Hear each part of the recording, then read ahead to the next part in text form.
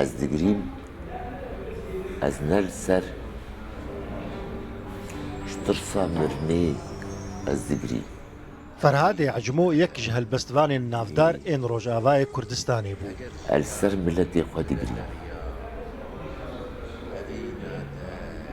خوزی بێتر نێزیکی هەڵدایە. هەلبەستا کلاسیک bi navaroka nûjend nivîsî. Ecmo mirovekî dilnazik û hestenik bû. Dilê wî dilê zarokekî bû.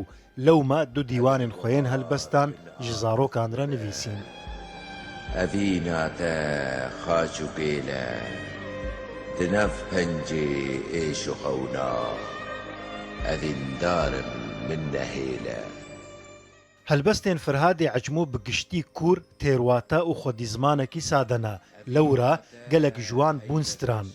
Lê Ecmo berî her tiştî aşiq û evîndarekî bicoş û kelecan bû. Ecmo ku sala 2017 ji ber nexweşiya Xeddar a Penceşêrê ji dinyayê bar kir, dwarên siyasî, neteweyî û kurdewarî de helbest dihûnandin. Lê wî her tim nirxê evînê bilind dinirxand û diyar dikir ku eger evîn û evîndarî nebin dê jiyana mirov her bikê masîba. Ecmo ku heşt dîwanên çapkirî li pey xwe hiştin, her li du evîna xwe ya winda digeriya. Çav kiribûn bade û peyal û bi hêsirên xwe yên gelek tijet kirin. Hemû biharên temenê xwe seba yarê bertelef kir û digot jîna min şeve, tarî û zîz e. ji rengê dil li zozanê ferashînê. Evîna Ferhad ne serveyî û zûbihûr bû, lê evîneka kûr û kezebsoş bû, ku pir caran xwediyê xwe nabe himbêza yarê lêberî wî dide goristanê. Ecmo di helbesta xwe ya bi navê evîna xema de wiha pesnê evînê dide û dibêje.